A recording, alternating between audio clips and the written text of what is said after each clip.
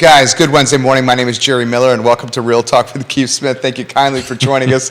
It's great to connect with you guys through the I Love CVille Network, a network today presented by Ross Mortgage and Scott Mortgage Morris. They are offering refinancing products, an opportunity to get in the dream home, the vacation dream home of your choice, and helping you get to the closing table with your personal residence. And let's highlight the products that they have for Hispanics and Latinos. The word on the streets from Culpeper to Roanoke to Pennsylvania, North Carolina, and across the Commonwealth is some of the best financing. We do. Ross Mortgage and Scott Morris. No social, but an ITN number. We've got the availability to get you the home of your dreams that you've been looking for, and we're excited to get help. If you are Spanish only, we've got clients that are Spanish only. Amada Mendez on the team is our lead there. She gets back from Mexico in 4 days, so we're excited to have her back as well. I love it. Yonna Smith is watching the program. She's trying to keep her husband in check. She says the team is Morocco. Morocco. She's saying the team is Morocco. Literally, has written multiple comments. Yonna. Is it in bold? Yeah. It's in all caps. All caps. All caps. Hey, stupid. All caps. Hey, stupid. Well, my question for you, though, Scott, is I love you, Yonna. Do you have anybody on your team that speaks Keith? Oh, yeah. You might qualify for that. That's what I'm here for. Keith is Scott's got a lot of practice speaking not only Keith, but many various Smith dialects of Smith. Yeah. Gentlemen, it's great to have the band together. Yeah, I'm excited. Yeah, man.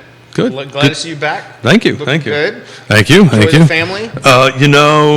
This was a business planning trip, which we did a bunch of business planning, Yonna and I. But since our youngest daughter's going to have our third grandchild around my birthday in January, this was my birthday trip. It's for the big 6-0, and I wanted to have my grandkids around me for my 60th birthday, so I had both grandkids with me, my oldest daughter, my wife, of course, and son-in-law, and we had a great time for a week. And for those of us out there that are grandparents, it is, and those who are not there yet, it is freaking awesome. I'm falling in love with this whole grandparent thing, and making it hard to focus on writing business plans when you got a little 2-year-old hanging on you, but we got it done. Brian Liu puts in the feed, Jerry, for the first time in what I can remember, Keith looks more tan than you. Please explain. Well, I may have been in the South a bit, so for about a week. Kevin Yancey, good morning. He says, good morning, crew. Hey, Kevin. Okay. And Kevin Higgins and Kevin Yancey. What do we got to talk about here? Yeah, when are we dropping that off? I think because we're definitely closing out the year. Are we back on bets again? Well, I mean, Kevin Yancey and Kevin Higgins, bottle of brown juice for Scott Morris over at the studio. Yeah. Today would be the day that kind of seals the bet. Yeah. It's yesterday actually is what sealed it, but today is just going to be icing on the cake. We're going to come in. They're going to. So how's that going to happen? They bring in the bottle live in. How we doing this? I don't know. Isn't there on the 21st? We're doing a live Christmas party. He could bring it. They could bring it in there. Yeah, we'll talk about that later. That's a surprise that I was going to give later on in the show. But nice job, Scott. Details to come. Oh God, we're doing a show, right? Just checking. We're doing a show. Details to come. Gentlemen, I didn't. Nobody said surprise. No, I certainly hope you make it. Okay, I definitely will. I know Judah and I will be there. This man's going to be there. Well, since you've opened the can of worms on might as well spill the beans here. But Jerry and I will not be here. Okay. This will be. Santa will be sitting in this seat, and his helper will be sitting in that seat. Well, we hope you bring. I can bring that angry elf energy. No, not one of Scott's not on a holiday favorite show. Christmas Thank you characters. very much. Thank you very much. Maybe coming on Wednesday. I'm personally going to be coming. I will be replaced by an elf. Okay. No, an elf. Your buddy the elf. Okay, my buddy the elf is coming. Get this straight. Okay. Buddy the elf will. Yeah. Thanks, Scott. Buddy the elf is going to be sitting there. But not from the movie. It's Buddy the Elf from the movie? Yeah. Oh, okay. Buddy the Elf, I didn't know We're doing that. this live, folks. We're doing show I planning literally live. figured this out. Buddy the Elf is going to be replacing me. Okay. Buddy the Elf will be sitting there. Okay. Santa will be sitting here. Frosty. Frosty, thank you. Frosty the Snowman will be sitting in Judah's spot. And Liza the dog may or may not be Rudolph the Red-Nosed Reindeer, depending on if Amazon shows up in enough time with Liza's. So you got what Christmas character will replace Scott Morris? I don't know. I could do Yukon Cornelius. No. Okay, folks. So here's the game plan for the 21st. I was going to do this later at wrap up on the show, but we're going to do it now, apparently. I go away for a freaking week, and I totally lose control of executive producership on the thing. I have Yonna, I'm sorry, but we can't go away again. You got Cornelius. I'm dying over That actually is really good fit for you. I love like Scott it. Morris I like it. so much. So the game plan is Such dry Santa, humor. Santa and Buddy the Elf will be sitting there, and we've got about 25 people that are going to be rotating into these chairs. Okay. I definitely didn't know that when I dropped this. When this conversation was broached and we talked about this, and Keith was like, "Do you think this would be a good idea, Jerry? This is your studio over here." Do you I think may this have would only work?" said a couple I think people. he said 8 people. Now we're up to 20 to 25. It may be more Evidently, than that. there's going to be a full bar over there. There Yeah. will be a full bar. Okay, on that desk behind us, which would be great. Which we're will getting it- benefit from the supply from the Kevins. Yeah, Kevin's, Yancey, and Higgins. That would be a great time to drop it And off. we're going to get a little food because we need to put a little food in people's stomach. I mean, it's going to be 10 in the morning. That's a good idea right We're there. going to put a little food in the stomach. But what's going to happen is the guests will come in. Woody Fincham says you don't look a day over 58. Oh, Woody, I love you.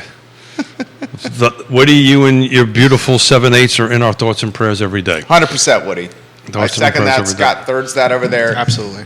We appreciate the updates you've left and undoubtedly thoughts and prayers for your better half over there. And has enough time to take care of his family, his business, and give me wonderful comments. Thank you very much on a 58.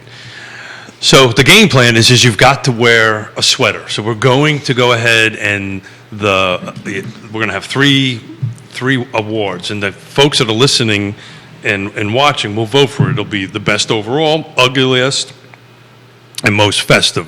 And we're going to bring people in, and you're going to give your list to Santa Claus on what you want, because I'm assuming you were a good boy Santa's assuming you were a good boy this year, and give your list, and we're going to kind of rotate people in and just have a ton of fun.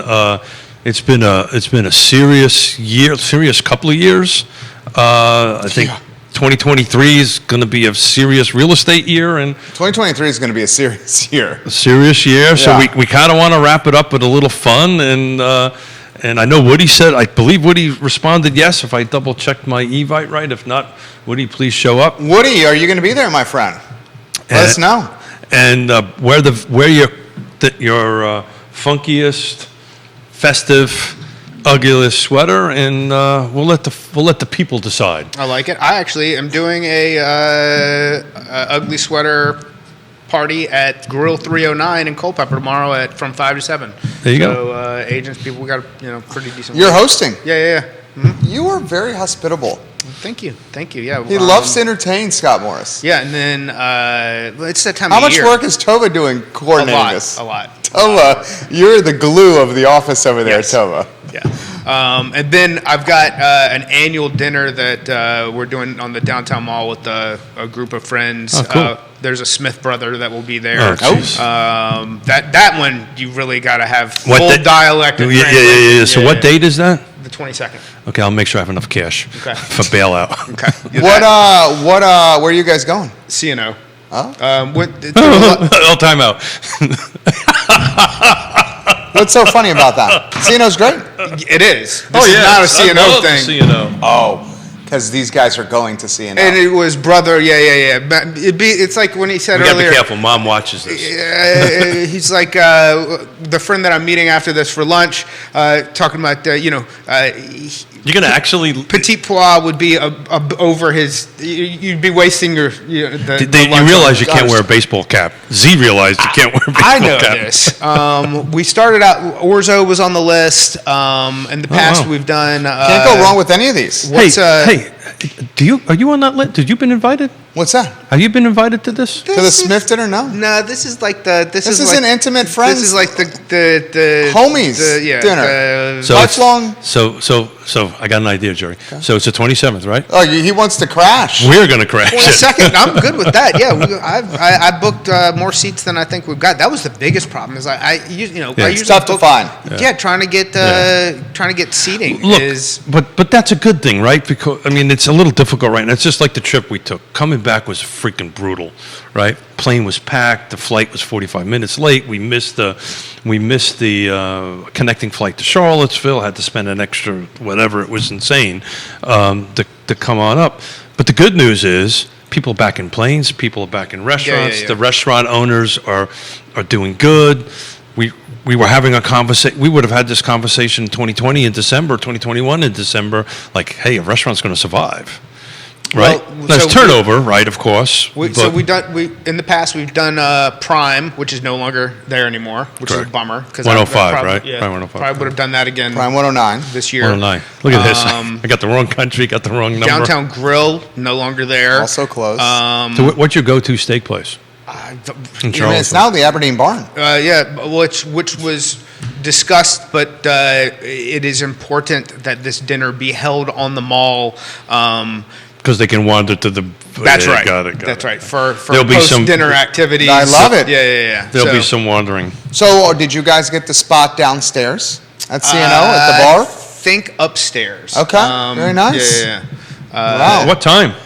I mean, Chef Dean Maupin, the owner and the executive chef of CNO, prepare yourself. Yeah. Scott and the homies are going to be there. I mean, I got to show up just to take pictures of my brother in the CNO. Absolutely. But your brother, I mean- Prime 109, was that's What was Matthew wearing at Prime 109? I don't remember. Was he wearing a ball cap, a little camo? Yeah, little Carhartt. Carhartt? Yeah. Some Tims? Love all my brothers and sisters to death. You have a lot of them. But we're very different. Every one of us are very different people. Very different people, which is, I guess, a good thing. Our family gatherings are, we've got 5 of us. When all of us show up with significant others and all that stuff, my God, we're like 30-something people, right? We're well over 30 people. That's a lot of people. That's a lot of Smiths. That's a lot of Smiths. That's a lot of booze. Smiths, a lot of that. Everybody holds hands. I mean, you've sat at our table a bunch of times. Everybody hold hands. Pop will usually do a prayer, and then after that, hold on to your seat. You're on your own. Buckle up. You are on your own. And if you can't keep up with the conversation, oh, by the way, not only the conversation, but the fact that not one conversation ever gets finished. Is that that's about fair. right? That's fair. Right. One conversation never gets finished. It's always interrupted about 1,000 different times. So just imagine 30 of me, and there you go. Woody says as long as everything's okay with the missus, he will be there for the holiday Good. party. Good. Any other details you want to get out for next Wednesday? Yeah, no, it's all about fun, man. Woody, I hope you can make it. If there's anything we can do to help you do that, we're in. But basically, we're going to set up some food and some little bit of libations, adult beverages. Everybody's going to have a lot of fun, and we're just going to rotate. Santa Claus and Buddy the Elf are going to call people in and out and have a conversation. I know Ned Galloway is going to show up. We've got a couple city councilors that are going to show up. We've got a. Can we get an idea of the city councilors coming? I've got one yes that he's. And I'm working on 2 others, so I'm going to leave it alone. Okay. More on Friday or Monday. Okay. We'll have on it, but it's going to be a lot of fun. And then on Friday and Monday, it's just going to be Jerry and I, and we're going to be doing a little bold predictions for 2023. Break out the old crystal balls and our magic wands and stuff like that. And I'm actually going back and looking at last December, and we're going to do what did Smith get right and what Smith got wrong. Well, I can tell you right now that there are a lot of people who forecast it, who had rates and everything that you could get wrong, got wrong from last year's that get the title and economist put in front of them. Oh, get the title of most powerful banker in the world, Jamie Dimon. Yeah. I mean, Jamie Dimon has been completely wrong on this. Yeah. We're talking J.P. Morgan Chase there. So we're going to stay away from predicting interest rates because that's just not a good. Predicting interest rates is like saying you're going to win the lottery.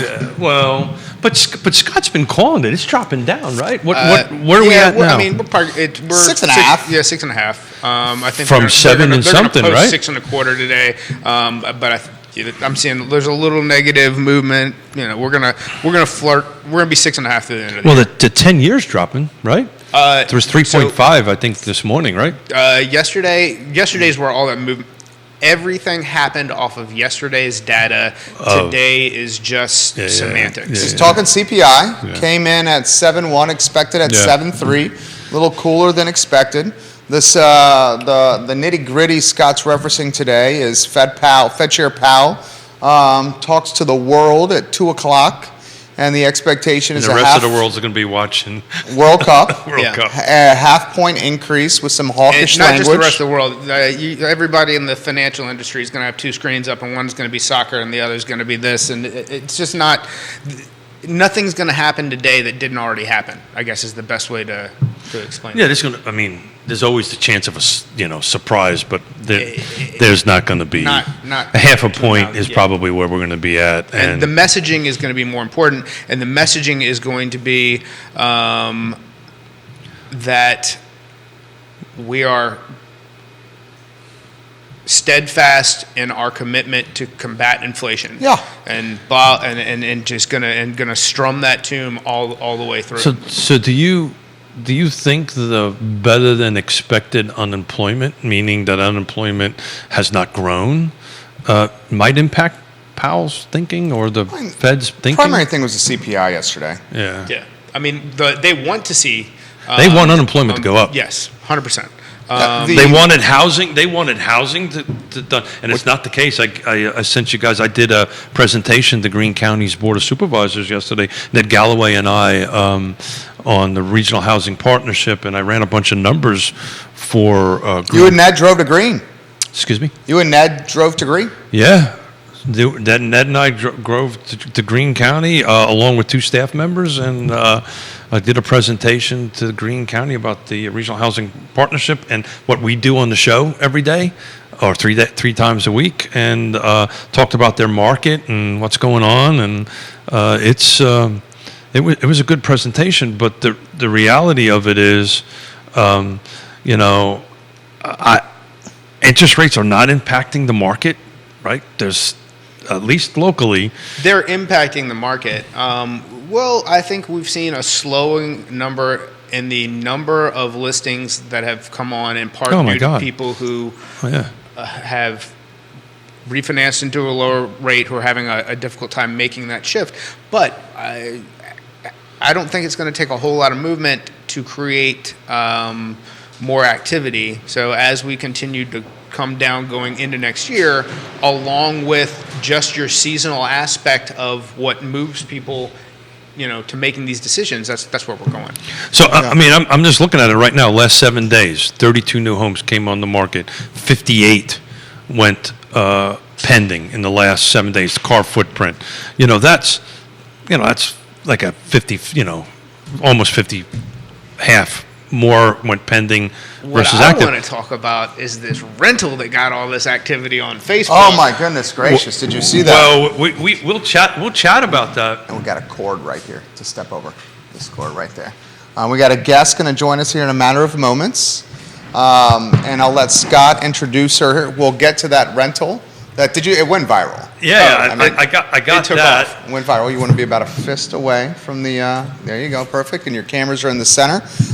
Judah Wickhauer, why don't you go to the studio camera, if you could, and then we'll have Scott Morris introduce just a fabulous guest on today's network. Super active social media marketing human being and fantastic realtor with Nest Realty, Japreshia Clark, or Pre, and we're lucky to have her here with us. Thank you. Good morning. Sorry for my tardiness. No problem. Totally understand. Introduce yourself to everybody that's watching the show. My name is Japreshia. I am a Nest Realty agent. I have been in the industry for close to 22 years. On the financial side for 16 years. Left as a mortgage consultant, so Scott and I are able to understand conversations very well all the time. And I've been a realtor going on almost 10 years now. Fantastic. Yep.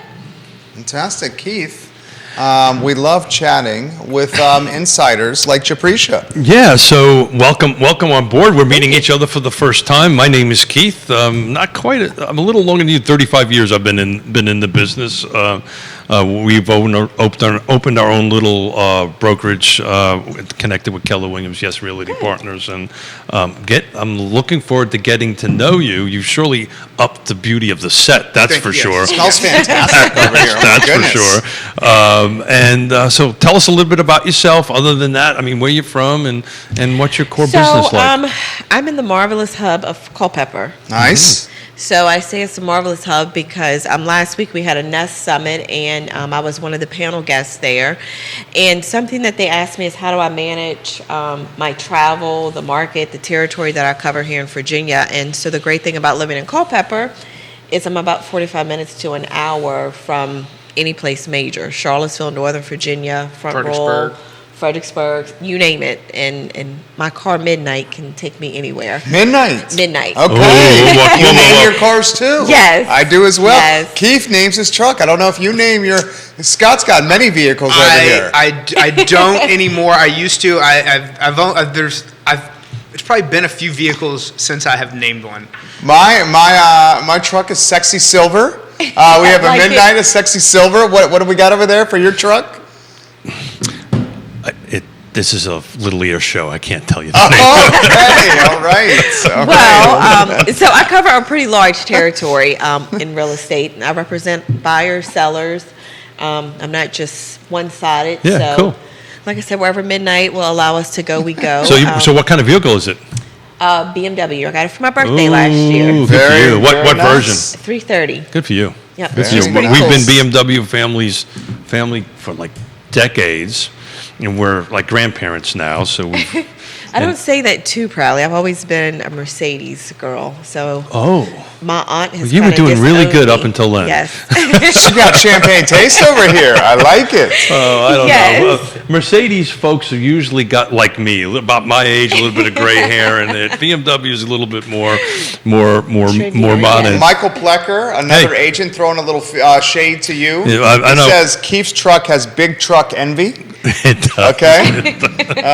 Keith drives it a Tacoma. Is that what it is? I drive a silver Tacoma. Silver Tacoma. It's fantastic. And we'll leave the name off the air for the moment on that end of it. We need to cut some sizzle reels here, and we have yet to do it here. Why don't we do one with Scott and Japreshia here? Guys, how is the market doing right now, in your opinion, and what do we expect the market will do going into the first quarter and into the spring market of next year? Scott, you want to start? Then you follow, Japreshia. I'll start. So the market right now is, the property's overpriced, it's sitting. However, if it comes to market and it's prime and it's priced right, it's still a multiple offer situation, which is continuing to drive pricing to where it is, meaning that things are not coming down, or at least we're not in this area. We're not in the Sun Belt. We're not in one of the places that's suffering from an oversaturation of investor purchases that's then come to a screeching halt. We're very much in an area where the properties that are coming to market, if they are wanted by you, they're most likely wanted by someone else who is also in need of that property, because we have an inventory issue where the number of people who actually need properties is shorter than what's actually coming to the market, and we're seeing that day over day, and we're going to continue to see that into next year as we see rates trickle down. We're not looking at a cliff.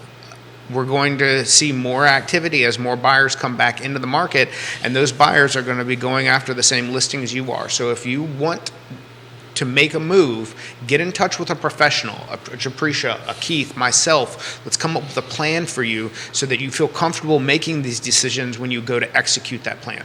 Yeah. Nicely done. Absolutely. I think everything you said, check. I think for me on my side of things, I do feel like certain markets, like I cover Northern Virginia, so I feel like in certain markets such as that, they're always constantly busy, same probably here in Charlottesville. But some of your more rural markets, as you mentioned, things are still moving. And something that I've shared with my sellers, because I have tons of sellers reaching out, getting prepared for January, February to try to list their properties, which that's keeping me super busy. But, the sellers before that, I said, you still have buyers, you still have purchasers that are out there, you still have people that are accepting jobs in different states, you still have life-changing events that are unfortunately happening, so you still have buyers that are in the pool. It's just the programs. And so I think the lenders, you guys have done a great job with coming up with different niche products to kind of help balance out what the market has done a little bit. So that's been a little bit easier to kind of get purchasers, approved, ready, mentally prepared to go out and write those offers. Yeah, we can get concessions, probably the most beneficial and what will continue to be the most beneficial, as long as the market supports it, is the 2-1 buy down. And that's being able to lower the interest rate. So let's say if you're at 6.5 today, your first year is going to be 4.5%, your second year is 5.5%, and it stays in perpetuity at the 6.5. And the real benefit is you're using a concession from the seller to buy down the prepaid interest. And if you refinance the loan inside of those 24 months where you're using that interest to buy down, you'll be refunded that when that loan is satisfied and refinanced, meaning that after you refinance, you're going to get a check back from the servicer for the leftover amount of prepaid interest that you used during the process. So when do you think that? That's fantastic. Let me do a little housekeeping and throw it to you. So you have 2 sizzle reels that we can use for future content. The first one with Scott and Japreshia, and then the second one on the 2-1 buy down, which I think he explained very succinctly there, Judah. Keith, show us yours. So when do you think that 2-1 buy down is potentially going to go away? Because this is a tool we've been using quite a lot in conversations on it. Matter of fact, a friend of this show, I had a conversation last week when we were actually out of the country about the 2-1 buy down. And the Ray reason Cadell brought this up for the first time. He's watching now. Ray Cadell brought it up. This was something that was for those of us who've been around in the 70s and 80s. I wasn't in the real estate business in the 70s, but I was in the mid 80s on that end of it, and it was a common thing when we were in double digits. I say it's sticky. I say it stays around for a while, though, as long as what you'll get into at a certain point will be, once we get to a bottom for rates, whatever that bottom is, whether it's 5.5, 4.5, whatever that is, at a certain point, one, the more activity, if we get back into a situation where seller concessions are just no longer an option, you'll see it go away then, because it doesn't. So I think seller sense. concessions when interest rates drop a little bit, right? When interest rates start dropping a little bit, like if we get to that magic point that you think it will by the end of next year, it'll kind of go away.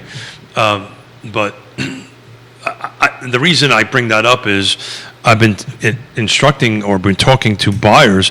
Really, now's a great time to buy. Would you not? Absolutely. Would you not agree? Would you explain why? I think it's a great time to buy because for me, as I stepped onto the real estate scene in 2013 or 14, you negotiated. You actually had an opportunity to negotiate. And so for me right now, I feel like I'm back in that moment again. The pandemic market kind of took things off like lightning speed. And so, we're changing. And to me, it's just like, no, we're back to normal. And so the buyers that I've represented lately, it's a great time to buy because I've been able to get concessions. You have home inspections. Values continuing to increase, yes, so does equity. Yep. And I just feel like you have sellers that are a little bit more willing to negotiate to actually make a really good deal. You're not just buying a house and you know nothing about it at all. So the back to your conversations about the market. Look, I've always said we're now back into the micro location, right? Mm-hmm. Micro location matters, right? It depends on if you're 2 blocks this way, right, 2 miles that way, depending if you're rural or urban. But it matters, and the 6 things. I'm going to give you a compliment here in a minute. The 6 things I've always talked about where the market is right now: location, price, features, condition, timing. Is this the right timing? Mm-hmm. And who's on the other side matters. I'm one of the few real estate agents that will publicly say that. On the other side really matters. And when you have a pro on the other side, then you can get through these negotiations. Because, look, I was just looking at the absorption rate the last 7 days. We're still in 7 to 8 to 9 in our local place per day coming off the market. The absorption per day of units, it's the same as it was last year. right? So Right. the absorption rate's the same, right? Units coming on, units coming off. It's just less of them. Yes. And that's when you've got to have a trusted advisor and a professional at the other side of the table. Do you agree with that basic I do concept? agree with that, and I think something that makes this a great experience for both sides, buyer and seller, is when you set the right expectations with the seller There as you go. well. And that's something that I try to make sure that I do faithfully, even through the pandemic market, because you have to know the market you're in. A rural market is very different than a Northern Virginia market, and the expectations, even when it comes down to earnest money deposits. Sure. You know, it's like vicious in Maybe- Northern maybe more, Virginia. especially when it comes to earnest money. Yeah, it's vicious in Northern Virginia, and it's a little bit more laid back in the rural market Sure. because you have rural programs, you know, where people are actually taking advantage of 100% financing, so therefore they may not have as much in reserve. So, you know, right now I'm letting sellers know, forget about the pandemic market. A couple weeks ago, I do a little segment called In the Car with Pri, and, you know, I'm telling the sellers, look, forget about the pandemic market, it's over.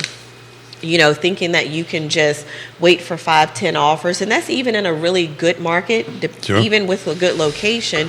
You just don't have Yeah, people like rolling in and wanting to roll out the red carpet and give you everything. I've been doing this for 35 years, and only the last 5 years I've ever seen multiple offers on any regular Yeah. basis. If you were to get a multiple offer on the listing, you know, 5, 10 years ago, it was like, whoa, right? It was, you know, the right buyer for the right house at the right time that matches everything, and you were able to negotiate that one Right. particular deal to closing. But we're still, at least in our marketplace, we're still seeing, you know, if it's in the right location, right price, right features, right conditions, we're getting 2 or 3 offers. Yes. Which is still competing, right? Yep. And I think something else you said is location. I have a property that's been on for some time now. Almost had an offer. There's a property I placed on the market last week, and it has an offer already. So it really depends on where it's located, and things are still moving nicely. So how do you have this conversation with your client that, and you're on the sell side, walk us through that conversation when they are still thinking we're in the middle of the pandemic, and how do you have this Clients are conversation? still have that mentality? Yes. They do. Yeah. They do. Yeah. And they're pretty aggressive about it. Yeah. And that's in any market. They're pretty aggressive about it.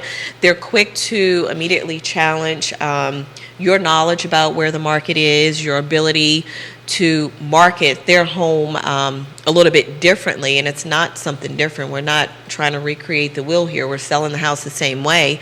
But it's just resetting the expectation. And I've had to have that hard conversation in the last 6 months, definitely. So tell us what that looks like to you. What that conversation looked like is one of the particular clients that, you know, I represented. They've tried to sell a home a number of times, during Sure. peak times of the market. You know, I'm not the only agent. I'm agent number 3, I believe. But we actually had to have the hard conversation about, look, let's talk about the condition of the property. Let's talk about the equity that Sure. could be in the property. What have you done to increase the value of the property? And immediately right there, they were able to self-assess that they had not put money into the property. It's been a rental property. So therefore, you know, I had to say, look, I've provided you comps, not once, but twice. And you're beyond the top of a home that's in a top 5 of being in perfect condition. So they were able to self-assess that themselves and say, okay, where do you want us to be? Sure. And it's like, let's get to where the market is. And I mean, we've had to do a pretty hefty reduction to get them into that price point. And immediately we were able to get So a did you showing. start? You started at the. You went live with the higher number, and then I went adjust- live with a higher number, but it was also, again, for them to self-assess because it wasn't my first time representing them. They're very anxious, Sure. and, you know, they missed the market during the pandemic because they had tenants that were still in the property. So they were pretty anxious, and they're usually ready to pull the plug after 30 days. Well, 30 days is not enough time, Yeah. you know, to get a hard property sold in a sense. So I've said this numerous times. I am so excited about the real estate market going forward. I have not been this excited about where the real estate market is going, because it really takes what you just did to really make this work for our clients on Right. both sides. You know, let's face it. The last 24 months, if you could fog a mirror, it kind of worked, Yes. right? Now you really need to be a professional. You need to know your business. You need to be able to convey to it. So hats off to you. You did a good job. So when you lowered the price, did you get some more activity? Yep, we got some activity. So Good. again, they were able to self-assess Yeah. themselves. Okay, yes, this is where we want to be. But I also had to prepare them too, Keith, with, I'm an accredited buyer's representative. Sure. So I explained to them several times, if I'm watching your property and I've seen the price drop, Yeah. I'm going to attack with an offer that's not as attractive to you because I don't know your level of seriousness. So they've received an offer, but it wasn't a serious offer. So let's dig into, if it's okay with Jerry and Yeah, Scott, let's dig absolutely. into this a little bit more, because pricing it right out of the box matters. Yes. And what you've just explained is why it matters. Yes, and so I try to give my clients in the very beginning an aggressive price, a conservative price, and a worst case scenario price. And the worst case scenario price is, hey, look, we've run out of time. We My gotta get rid of job this. starts in a month yeah, and yeah. we've got to go. Yeah. The conservative number is ballpark where you're going to end up, a little bit higher or lower. And that aggressive number, you've got to have time for. And it depends on you doing all the right things. Have you done all the right things? So, I then tell them, I'll give you a little bit of leeway. Because otherwise, if it's too far out of the ballpark, I'm not your girl. Because then that's Wasting your time. somewhat poor representation Yeah. on my part that I'm just Well, trying to overprice it. what ultimately happens in Scott's experiences when he's helping people with the mortgages, and if it goes kind of sideways, they're going to blame you, not themselves. Oh, absolutely. But Because when you get to that appraisal part of it, it's like it's going to a hard stop if it's overpriced. So with this particular client that we've been speaking of, it was more of creating awareness to where they were with the price. It was outside of what I would have normally done, but in order for them to get the house sold, it's what you got to do. Sometimes the buyers are the same way when it comes to, sometimes they have to learn the hard way when they go make an offer that you as agents are apologizing for to the other side before you even submit. Hey, just want to let you know something crazy is about to come through. And same thing from when they go, hey, we listed this, you had an open house and nobody's showing up. It's like, we had this conversation. Right. Yeah. Right. Yes. One Yes, last question you on are this correct. before what Jerry moves on. So the offer that without giving any details, right? Of course, the offer that you received, it was lower than your initial entry price. Did I hear that right? Oh, definitely. No, But it's your it's lower suggested- than the current list price. No, but your suggested list price. Yes, So if they would have went with your suggested list price, they've been gone. they would have been gone at a higher price, and that's why price matters Oh, absolutely. so much, and that's why you have to have this heart to heart, and you got to have the data to support it, because basically they're potentially going to sell this house for less than what you thought you could sell a home Oh, for. absolutely. Yeah. Absolutely. Questions coming in, guys. We'll acknowledge some zip codes watching the show. Got a lot of Northern Virginia. Culpeper's well represented today in the program. Fredericksburg, hello. The Roanoke Valley, Charlottesville, Central Virginia, Crozet, downtown. Questions come in about spring and summer for the panel. And Pri, why don't we start with you? Are we expecting a buyer's market come Q2 and Q3? I vote yes. It's You still vote gonna yes? Be, yes, it's still going to be a buyer's market because. Are we in a price- buyer's market now? Yes. You say yes. I say yes. Okay. And I just feel like prices are going to continue to come down. I think that if a seller's in a great position, yeah, it could be a win for them. But I think things are looking up for buyers. Just the temperature checks that I do weekly with lenders, most of them are optimistic. So that's where I'm going to stay. This could be the third sizzle reel here. What are your thoughts?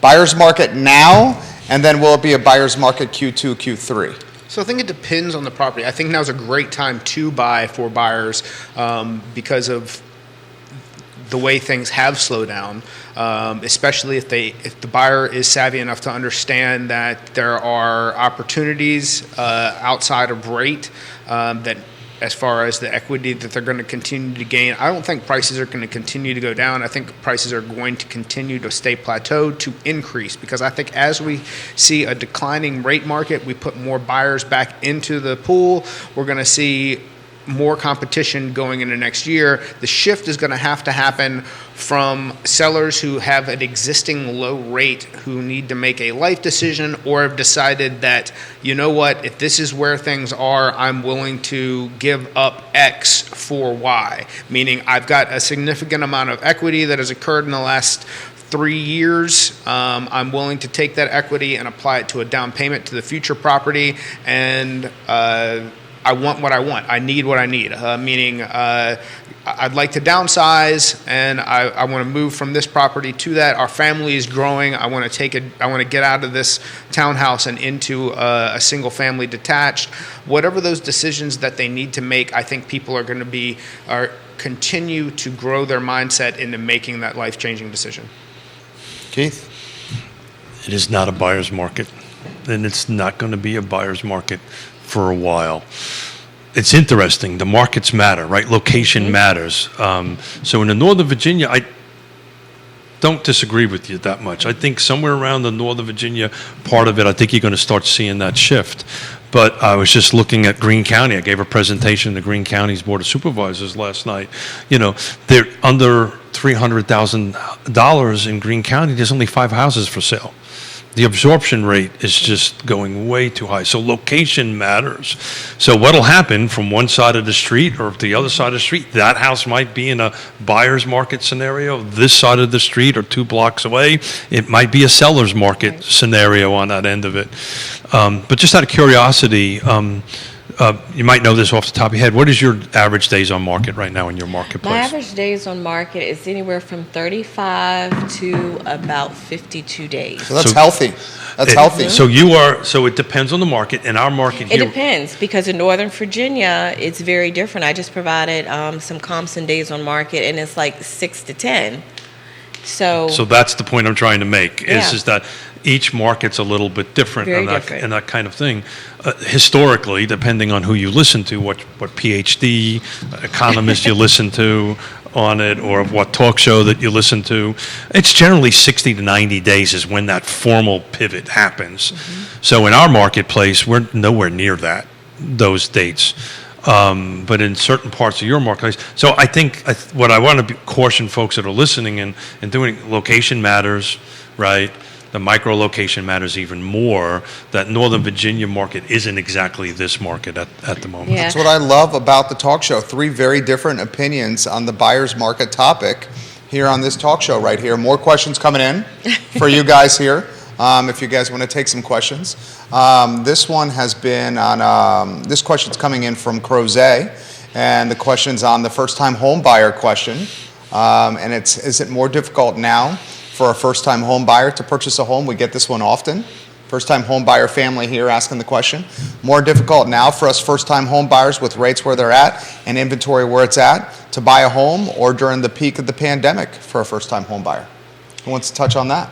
Pri, you want to go first? Yeah, I think the peak of the pandemic, I think it was harder for a first-time home buyer if you did not have any reserves, because the offers were way too competitive. Your competition was coming in waiving appraisals.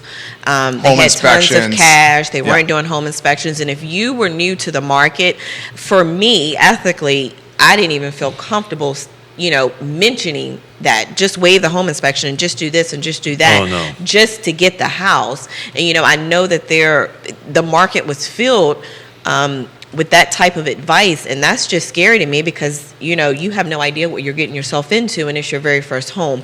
So peak of the pandemic, I felt sorry. I felt really bad for a lot of first-time home buyers. The rates were great. You qualified for a lot, but now that's kind of shifted a little bit. I still think, in my opinion, market does matter, but I do feel like lenders, as I mentioned earlier, they're coming up with different niche programs to get buyers into the market, to kind of help with the rates that have increased a little bit, to make it a little bit easier. And it all depends on where you're looking, but rural areas definitely have a huge incentive because of some different programs in the rural markets. Scott? The one thing that's gotten more challenging, it certainly is a better environment for the first-time home buyer now than during the pandemic, from waiving inspections and appraisals to everything that went into the chaos. the one thing that doesn't exist is the bottom portion of the market. The 285 number is still super tough to hit, and I mean, in markets like Richmond, pre-pandemic, you could get a brand new home for $160,000, $175,000, and that just is not there anymore. So that takes a lot of stuff off the table for people trying to qualify at those price points, because now it's you issue a pre-approval at that, or you receive a pre-approval as a realtor, and then the first thing you do is like, what are we going to do with this? And it's not for lack of want; it's for lack of inventory, and that's a challenging. Just entry level price point is probably the biggest obstacle for the first time buyer. However, if they can get to the 315, 350 range, that I think really that opens a lot of doors. But it's again, there's a lot of different dynamics that go into that, from student loans to existing debt to what does each individual scenario look like. The more rural, we're probably looking at a lesser version of income, which does open us up to more. The rural area is going to have some more attractive price points for that entry level buyer, but it's still a very challenging place to be, depending on the condition of some of those properties. Well, the condition's important. So as to go back to the product that's available, the 2-1. So we work with a ton of first-time home buyers. We love working with first-time home buyers. We love working with any buyers or sellers, but we particularly, I guess it's the grandfather thing, right? You like closing deals, Keith. Yeah, You like trying to closing close. deals. I love to negotiate and write deals and help people. It's all about helping people achieve their goals and their dreams. But the 2-1 program is we're having a ton of conversation with folks about that. And the other thing is the potential option of the refresh my memory, the 301, the renovation loan. 203K? 203K, I was close. 203K on that, so they can renovate it. But I happen to have this data because Greene County had this presentation yesterday. But I'm looking at the 5 homes that are under $300,000, and some of them have been on the market for quite a while. 111 days, 45, 68. But I'm looking at each one of them, and they need a ton of work. Well, I tell you what, 203K is a great program. Yes. Specifically, I've got a builder who's ready to go as far as the contractor side goes. We get a HUD consultant in place that's going to help take that bid and split it up for HUD into materials and labor. And then we could still get concessions we get 6%, so we could still pay your closing cost and use a 2-1 buy down on the product. Have the work done, completed. You refinance the loan depending on where that ends up, where rates and everything are 12 months from now. You could be in a conventional product with possibly no mortgage insurance, depending on the appreciation of the property from the work, from where we started, and your loan amount, and you've got the opportunity, at a minimum, to refinance into a conventional product just with lower mortgage insurance anyways, with an improved rate scenario to get in, take advantage of the rehab, and then move into a lower payment in the future. I think it's a And if you refinance within 2 years, you actually get a check back. You're going to get some of that money back. You're going to get some of that money back. That's a product that I actually advocated for a lot during the pandemic. Mm-hmm.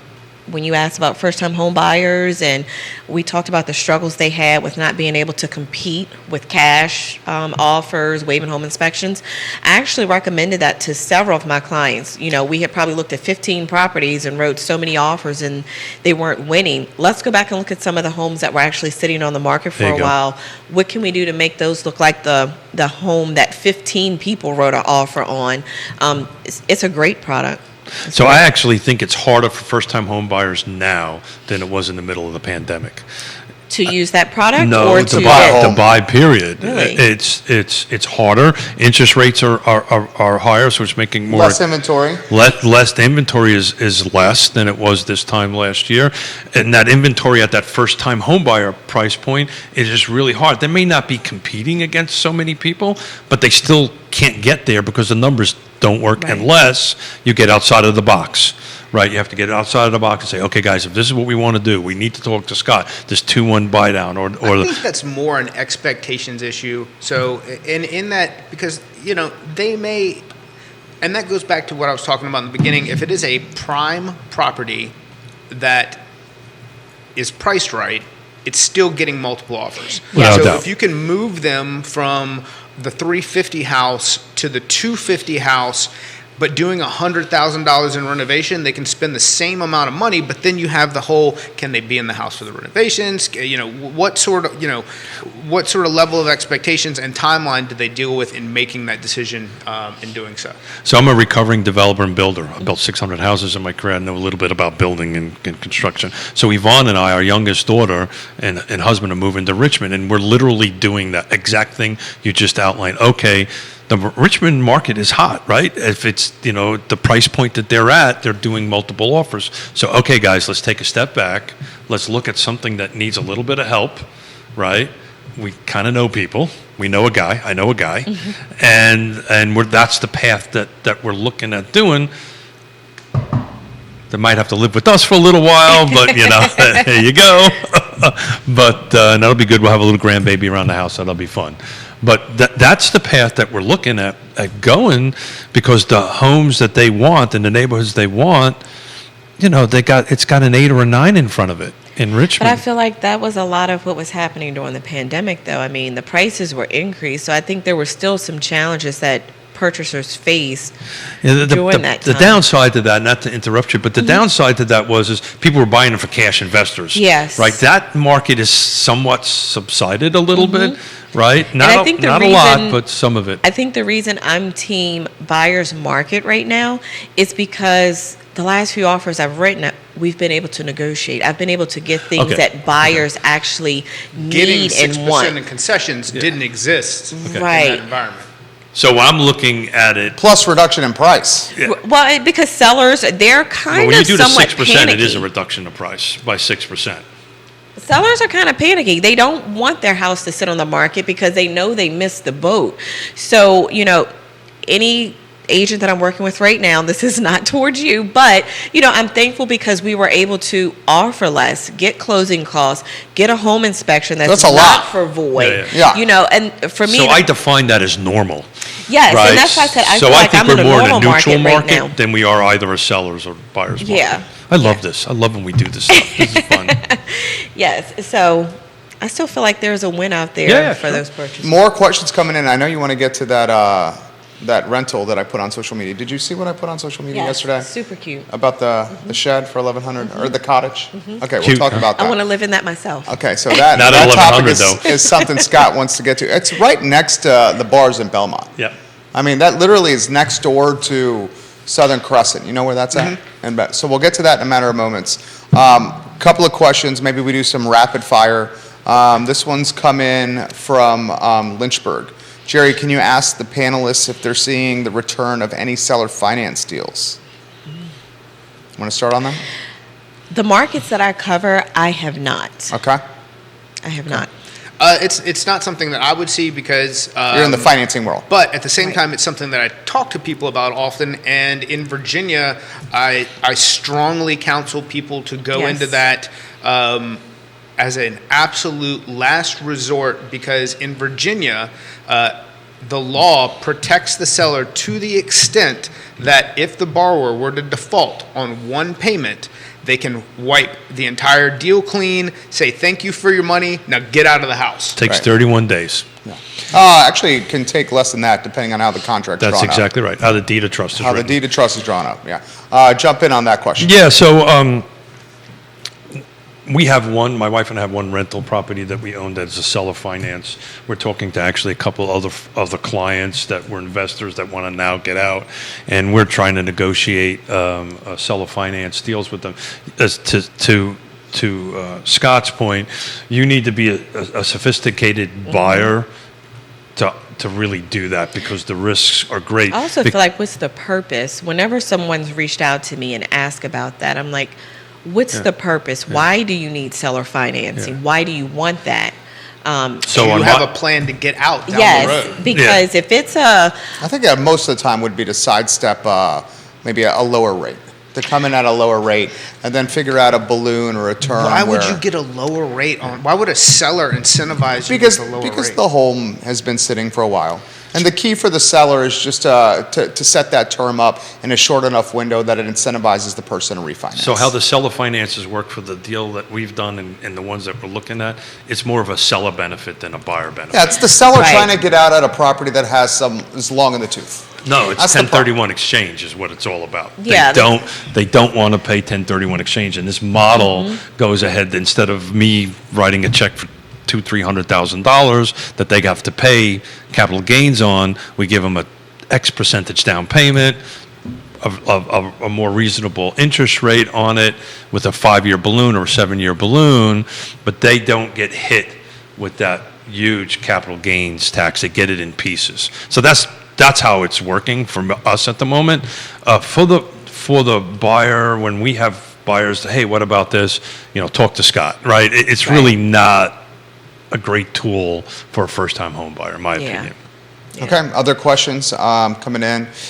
Kevin Higgins in Greenwood. Credit card debt with Americans. How's that impacting loans? So a question for Scott. We're at an all-time high with credit card debt. And how's that impacting any client experiences for Pri and Keith? Interfering with things, the credit card debt you guys are seeing on the street? So credit card debt typically is not a major problem. I find more people, more first-time home buyers run into auto loans that prevent them from purchasing than credit card debt typically. Certainly it happens, student loans, it's all part of the puzzle. I do foresee, as we start to see some improvement in rates, you'll see people who have accrued credit card debt who already are existing homeowners dip into that equity to refinance to pay some of that down. That is the American way. It certainly happens.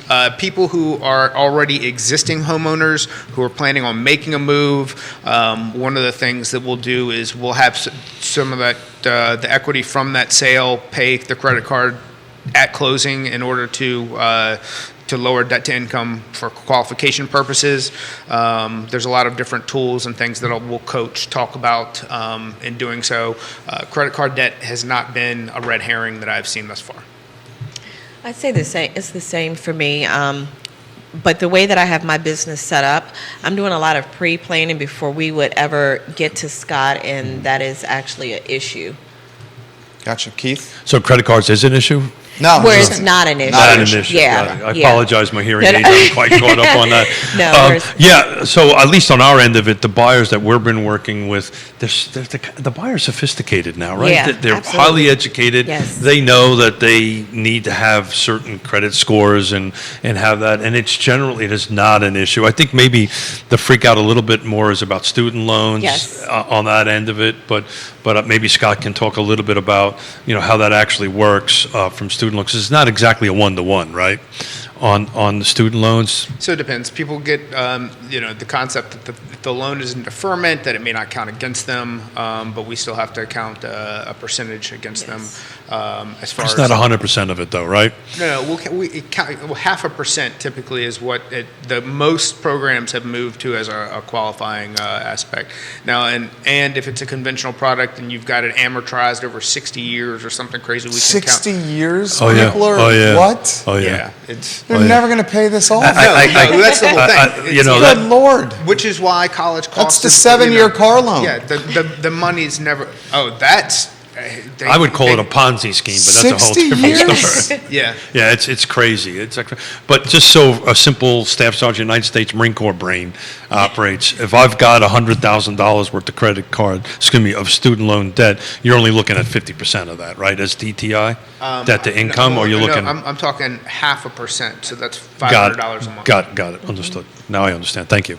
The Staff Sergeant appreciates that. We got about 8 minutes left here, friends. And I know you want to get to everyone's favorite rental that has undoubtedly gone viral across the I Love CVille Network. We looked at the overall metrics across all our social channels. The listing we posted yesterday, when did we post that yesterday? It was right before the show, so less than 24 hours ago. And before this show, it had been seen by over 200,000 unique IP addresses. Wow. That $1,100, I don't even think it's an 80. Is it an 80? And some of them were out of It's the an country. ADU. Is it, it's not, I don't know, is it a legal ADU? Yeah, so more on that on Friday, because I'm digging into, is it actually legal or not? Because as you know, I know a little bit about auxiliary dwelling units. Well, I know it's legal. Is it a legal ADU? I know it's a legal rental. I don't know if it's a legal ADU. Yeah, that's the question Yeah. we need to answer. I don't know if it's a legal ADU. And if it's not a legal ADU, and if it's on a R1S property, it may not be legal.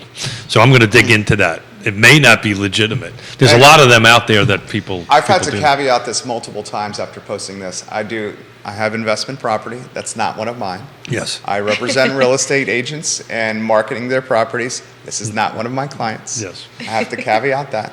Scott, would you like to start? I mean, I just think that for the cost, it seems, High. a little, not a lot of space. I think that's the consensus of most of the people who I saw comment on it as well. Now, here's one of the things that I didn't agree with and I don't care for to see in the comments. It's like, I can't believe the owner's this and that. Yeah. Then don't rent it, bro. Exactly. Yeah. Shut the. It's Right. yeah. Excuse me? Yeah. Shut the front door. Yeah, shut the front door. Like, then cool, don't move there. But if someone is willing to do it, let the market dictate. Which is, also how I feel about Everything. appraisers a lot of times. But I keep that bottled up deep inside. I feel the same. I think it's a microcosm of how expensive the market has gotten. Yes. And That's that, it right there. That has made a lot of folks dispirited or disenchanted, and we're seeing that with the post and the comments. It's emotional because folks feel priced out of the area they live in. That's and when you exactly feel priced out of the area you live in, you feel like you're not welcomed.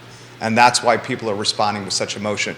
And to Scott's point, I think he's exactly right. If you have a problem with the price, then don't rent it. Someone can ask whatever they want, and if it doesn't get rented, then it was overpriced. But if So- one person says yes to it, then it was priced correctly. So because here's- real estate only takes one person to say yes for the market to say it's priced right. So here's the question: will it be rented or not? The rental history justifies the price. Did you see the screenshot I posted and- with the rental I didn't history? see that part. I saw that was for 80. No, that's for the shed. That's for the shed? It's for excuse me, the cottage. I'm sorry, it's for the cottage. I apologize. No, I I'm think not my- trying to throw shade on the investor who owns it. I know who it is. I apologize. I'm not trying to throw shade here. Just to, That's for the cottage. would you like to comment? Oh yeah, on that a did little you bit? see it? You saw it? Well, I saw Okay. a couple of the screenshots you had, and the reason I was like it was super cute, I actually had a client who rented a cottage shed that they had done lots of updates to, and it was for about $800 a month. Yeah. And It's a tiny so- house. I mean, It is. It's a tiny house. Some people love that. We Yeah. just spent the week in one, right? Yeah. 2 people. I don't think I'd want to spend a year in one, but we just spent. And it's just unbelievable. And I mean, I get the emotional part of what you were sharing with some of the comments were, but I also feel like we are in a time where someone is willing to pay it because there's not a lot of rental inventory 100%. in some places. it's their own space. Yeah, it's their own space. No They're not in roommates. someone's basement. Yeah. It's not sharing a room with Right. someone. I mean, I've Has seen alley access? You can stumble home from the bars. Well, I've seen You some know? shared rooms that are like $900 a month. So I just wasn't. So what this is to Jerry's point, it's cute as heck. It's in the right location. They will definitely get it Yeah. or awfully close to it. It's more indicative of the bigger problem, right? And it's the lack of inventory. So the city of Charlottesville is going through a zoning rewrite, right? And I'm a big proponent of missing middle, right? And allowing this. And I'm actually part of a national cohort that's taking ADUs, usually dwelling units, and using them for affordable housing. So I speak around the country on this. So I'm actually a little bit knowledgeable on this topic. I think we've also got an expectations problem. Like, part of it is the Either expectations the media, or entitlement problem. that we are marketed to our entire lives. That I've been in and lived in some not great places across the world, and With people shooting at you. and the people that. If you were splitting a 3-bedroom apartment with 2 other people, each one has their own bedroom. Feel like royalty. your life is not that bad, bro. Yeah. And depending on your stage of life as well, especially, if you're in your early 20s, that is where you actually make the sacrifices in order to save to have the things to hit these entry-level price points. Judah and I talk about this all the time. We did this last week, and it's just that I think that there is a perception that I do think at the same time some of the costs are outrageous, and not just for the housing market that we face. So we got two sides here. We've got the Neil Williamson says you're going to lose this bet, by the way. He's got a bet about upzoning in Charlottesville City. And the concept with the upzoning, and I'm going to put it in a nutshell, is the city council by a date in June 19th. June 19th of next year is going to approve upzoning, which just means more density, more flexible zoning in the city. And the concept is that if there's more flexible zoning and more density, there's more supply, which could diminish price. I think that drives price up. I'm of the mindset, I say this to Neil all the time, I say this to Gillikin on Twitter all the time, Stolzenberg, the city planning commissioner, all the time, that if you add density like this, you're going to get speculation It's proven. and investors coming in. Well, this there's- cottage justifies it. Tim Grossman, friend of the program, his listings on Those Shamrock. properties, yes. Shamrock, I saw him Anything that 3 I can days buy, ago. anything that I can buy that's single family that I can then tear down and rebuild as multifamily. He straight up told me if it wasn't for they're the gonna do that. upzoning, he would never have gotten $1 million plus. I think he got $1.2 million and change for these properties on Yes. Shamrock. So there's an equilibrium that's going to happen. So the initial, Big word for you. I know that. I've been gone for a week. I've been practicing big words. They give me such a hard time. I don't understand why. It could be I make up words from time to time. Matter of fact, every day. But what will happen is there will be an equilibrium on that. The initial thrust will be higher prices, but once you hit this critical mass, now the question becomes, and I don't disagree with you gentlemen at all. The question is going to become, will the new upzoning, and we need to get back to my bet, the initial, will it generate enough units to hit that mass? The threshold. And the answer is going to be no. Of course not. The We're in answer's no. 10.2 square mile answer's city. no. The We have answer's nowhere to expand. The The answer's ADUs are not going to be towers of apartments. The- They're going to be basement cottages and granny and We- sheds. We would have to, some ridiculous number like double the Right. rooftop, double the resident, and that Yeah. physically just isn't going to So happen. look at what happened when. This is. I feel like this is very obvious. So but look at Ridge Street by the firehouse. The only way that's going to work is with a government. Excuse me to interrupt you. With government. tax abatements. That's exactly Yeah. right. Which is part of this program I helped in Seattle create ADUs for housing affordability, and it was all about tax. If someone, and breaks. Scott, you're going to jump in here. If someone has an opportunity to build an ADU in their backyard, a tiny house in their backyard, these damn things cost like $150,000 They're very to build. expensive. They're going to take a mortgage on it, and they're going to want to get ROI on the sweat equity and on the debt service. So what happened? And they're gonna raise the- they're gonna what jack up happened the in price. Seattle? That's what they did. The folks that did that were not developers, were not builders, were not property management. They took $150,000 and ended up getting foreclosed on Wow. both properties.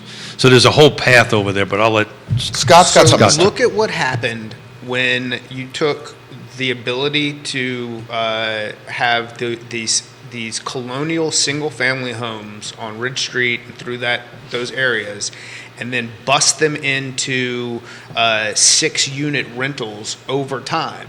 That's what you're going to see in the same facet. You're going to see investors move in, purchase these properties, knock them down, rebuild multifamily. Some will survive, some will not. Some will be managed poorly. There will be winners and losers, and you're going to see these properties turn into they will deteriorate neighborhoods and areas with winners and losers, and that's where you will see the new shift in rental. it'll become more affluent. The affluence is will not become more affluent.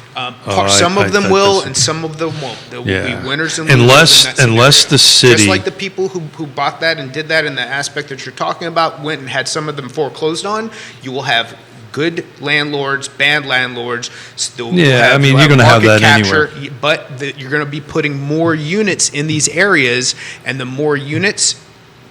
Jerry, how many new tech jobs are coming to our area? boatload. And More what's than we can count. And what's going to happen is, look, if I was back in the day developing, I would do exactly what you So said. then I you're go gonna buy a have house rentals in that people Belmont. can't afford, and then you're going to have, there's And I'm gonna rent legitimately it. for the first time I've seen a tent in Culpeper where on Main Street. So that is you're going to have you're going to price. This Charlottesville is going to be your Culver City, Los Angeles. So you Bingo. can't get Manhattan in. Beach, San Yeah. Francisco. I'm sorry that we're doing this. We're having fun here. So, And we got to get Pre's take on this too. Yes. Because I know she's got a take on all this. Well, I think I'm more so kind of observing what you guys are discussing is happening in Charlottesville. And again, I cover such a wide market that I'm going to experience some of that in Northern Virginia. Yeah. Because there's a lot of tech jobs that are going to be coming Amazon that would be direction. one. Yep, and they're also purchasing some land in some of the rural areas as well. So I feel like Culpeper is a guinea pig. It's a hub of being a guinea pig to where it's going to have this huge explosion, and they're experiencing some of that explosion now with the cost of rent. I mean, one bedroom in Culpeper can cost you $1,600. That's bananas. For Culpeper, that's expensive. Crazy. That's bananas. It's super expensive. And, this morning on my way coming here, I saw someone on social media, they were looking for a 2-bedroom, I think, maybe a 3-bedroom. And they said, and I don't want anybody to tell me $2,000 a month. I'm not paying that. in Madison. Okay, Yeah, maybe. I can't remember where it was, but I'm like, that's kind of the price That's the price. here. So I was given a presentation to Greene County, and one of the things I noted is I just did a quick apartments.com search when I was sitting there live in front of the Board of Supervisors. A 2-bedroom in Greene County is $1,800 Yeah. bucks. And for Greene County, I think that's expensive. for a But third. Depending on where, no doubt. Yeah, and there's not a lot of them, and it was just a So quick. what's the solution? Is Yes, the solution you're working a second job? The solution is less government red tape for new construction to actually for development to occur. Yeah. Correct. Yes. It's when it's 25% of all new construction residential units. It's insane. It's a balance, really. It's that we got to. My term I always use is turning red tape into green tape. Right now, again, I mentioned Seattle a couple of times. So the things that they've done out there, and I know this because I was part of it, is what they did. If you were a housing affordability project and you checked certain boxes, you got fast-tracked automatically through it. And it's very complicated because it's at the state level. We're a Dillon rule state, which is a bloody mess, and yada yada yada. But they can 100% make this a lot easier. But what they did for the ADU auxiliary dwelling units in that is they partnered with a land trust. I chair a land trust, affordable housing land trust, on it. And what they did is they said, okay, if you're going to build an ADU, this little tiny she shed in the backyard, and go ahead and do this. As Jerry said, you'll get a substantial tax break. That's not happening here. It is not. It can. They just won't do it. Travis Hackworth is watching in Danville, Virginia. He says a 2-bedroom in Danville is now renting for $1,200 to $1,500 a month. In Danville. In Wow, Danville. Yeah, but All they have is VIR, no. The Danville. racetrack? the racetrack. No. Danville's booming. Danville It's the is comeback city. I would agree 100%. It's the comeback city. You got the casino coming up there. Watch that in the next couple of Neil years. Williams says it is impossible to have affordable housing without housing. Yeah, no, well, and oh, by the way, One of the things that Culpeper is facing, and I can't remember which committee I was on or partaking in, but I was working with some investors. They were actually trying to create housing that was not affordable because Culpeper actually lacks.